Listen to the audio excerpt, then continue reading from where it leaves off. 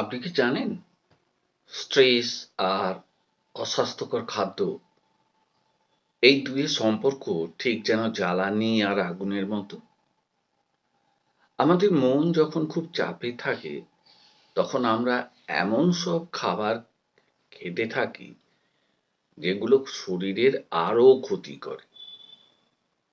আর এই অভ্যাসই ধীরে ধীরে জন্ম দেয় হাজার রোগের। এই ভিডিওতে আমরা জানবো কিভাবে স্ট্রেস এবং সার্বিক চাপ আমাদের খাদ্যাভ্যাসকে প্রভাবিত করে এবং তার ভয়াবহ ফলাফল কি হতে পারে। তো দর্শক বন্ধুরা, আজকে সবাইকে holistic healing with mystical homeopathy Bangla YouTube চ্যানেলে সাদর আমন্ত্রণ জানাই এবং তার সাথে জানাই যে আজকে মোটামুটি যে ভিডিওটা আমি আপনাদের সামনে উপস্থাপন করতে চলেছি তার মূল প্রতিপাদ্য বিষয় হলো স্ট্রেস এবং আমাদের খাদ্যাভ্যাস। তো সবাইকে বলি রোজকার মতোই যে আপনারা এই ভিডিওটা প্রথম থেকে শেষ পর্যন্ত দেখবেন এবং আপনাদের গুরুত্বপূর্ণ মতামত দিতে ভুল করবেন না। স্ট্রেস মানে এই যে চাপ, এই যে রাত দিন দৌড়াদৌড়ি, নানা রকমের চিন্তা, আজকে টাকার দরকার, কালকে পয়সার দরকার, পরশুদিন আহ, কোনো একটা জিনিসের দরকার, এটা চাই ওটা চাই, এই যে সার্বিক একটা চাপ, এই যে র্যাট রেস, ইঁদুর দৌড় যার পেছনে আমরা হরদম দৌড়াচ্ছি, এই কাজটা মানে এই ব্যাপারটা কিন্তু মোটেও ভালো নয়। আর এটা কি করে, এটা আমাদের মস্তিষ্কে কর্টিসল নামে একটা হরমোন আছে, তার মাত্রাকে দেয় বাড়িয়ে। আমরা যখনই আনন্দহীন হয়ে পড়ি তখনই এই হরমোন নিঃসরিত হয়। আর এই হরমোনের কাজ হলো শরীরকে নানা বিষয়ে বার্তা দেয়া এবং সতর্ক করে দেয়া। কিন্তু কর্টিসলের প্রভাবে আমরা কি করি, আমরা ক্ষুধা অনুভব করি এবং সেই ক্ষুধাটা কিন্তু সব থেকে বাজে জিনিসের প্রতি। কর্টিসল আমাদের করে কি, যে জিনিসগুলো আমাদের দেহের ক্ষতি করবে সেই জিনিসগুলোর দিকে আমাদের ঠেলে পাঠিয়ে দেয়, বার্তা দেয় এইগুলো তোমরা গ্রহণ করো।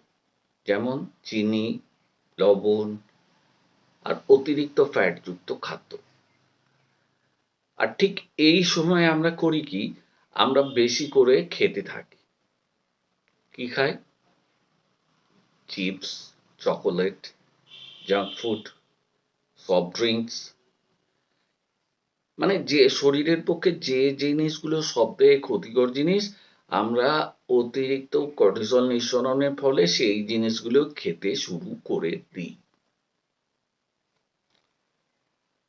এই অস্বাস্থ্যকর খাদ্যাভ্যাস কি করে না, স্ট্রেসকে আরো বাড়িয়ে দেয়।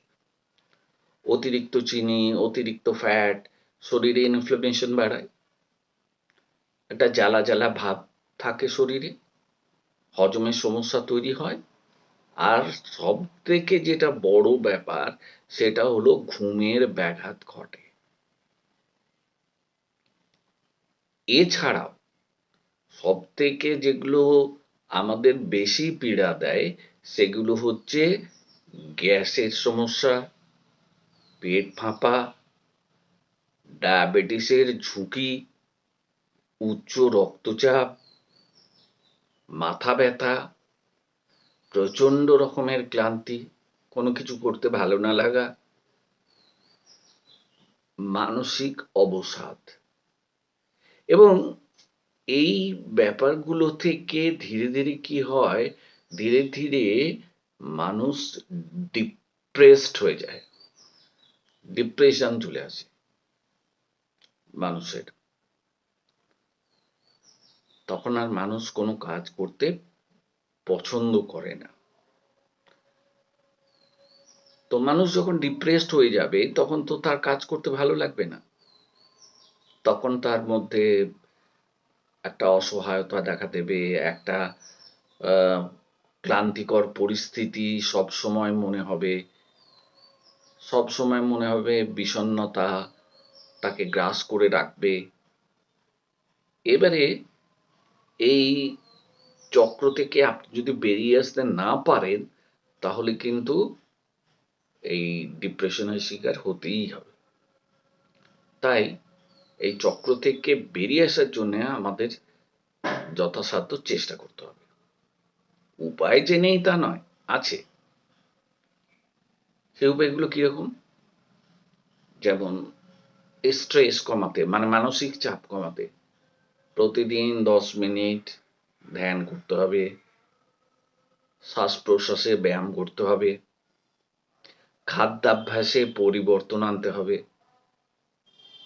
ফলমূল, স্যালাড, বাদাম, শাকসবজি এই জাতীয় খাবারগুলোকে বেশি করে গ্রহণ করতে হবে, সময় মতো শুতে যেতে হবে এবং যথেষ্ট পরিমাণে ঘুমকে উপভোগ করতে হবে। আর সন্ধ্যার পর কিছুতেই ভারী জিনিস খাওয়া যাবে না। আর যদি দরকার পড়ে তাহলে একজন বিশিষ্ট ডাক্তারবাবুর সহায়তা আপনি নিতেই পারেন, তিনি যে কোনো প্যাথিরই হতে পারে। আর যদি বলেন যে আমি হোমিওপ্যাথি চিকিৎসকের সাহায্য নেব, তাহলে অনায়াসেই নিতে পারেন। কেননা এই স্ট্রেস রিডাকশনের ক্ষেত্রে বা এই যে ডিপ্রেসিভ ব্যাপার, প্রাথমিক ক্ষেত্রে এর অনেক ভালো ভালো ওষুধ হোমিওপ্যাথি ডাক্তারবাবুদের কাছে আছে। হোমিওপ্যাথি এবং তার সঙ্গে যুক্ত হয়েছে বর্তমানে ব্যাচ ফ্লাওয়ার রেমেডি।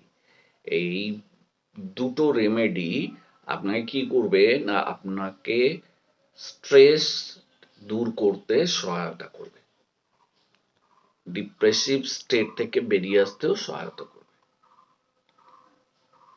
স্ট্রেস, এই যে স্ট্রেসের কথা বারবার করে বলছি, এই যে চাপ, আপনি বলতে পারেন যে এটা তো আমাদের জীবনের একটা অংশ, স্ট্রেস না থাকলে জীবনই বাকি, সব ব্যাপারেই তো স্ট্রেস। বাচ্চা মানুষ করা স্ট্রেস, স্কুলে যাওয়া স্ট্রেস, আপনি অফিস যাবেন স্ট্রেস, রাস্তাঘাটে জ্যামে পড়লেন সেটা স্ট্রেস, আপনি টাকা পয়সা নিয়ে স্ট্রেস, বাড়ির কারোর অসুখ করলো সেটা একটা স্ট্রেস। মানে আমাদের স্ট্রেস প্রতি মুহূর্তে ঘিরে আছে। এবার এই স্ট্রেস হচ্ছে জীবনের একটা পার্ট, এটা ঠিক কথাই, কিন্তু সেটাকে যে কিভাবে সামলে রাখতে হবে সেটা কিন্তু আমাদের নিজেদেরই জানতে হবে। মানে স্ট্রেস আছে, কিন্তু স্ট্রেস থেকে বেরিয়ে আসার চাবিকাঠি আমাদের হাতেই আছে।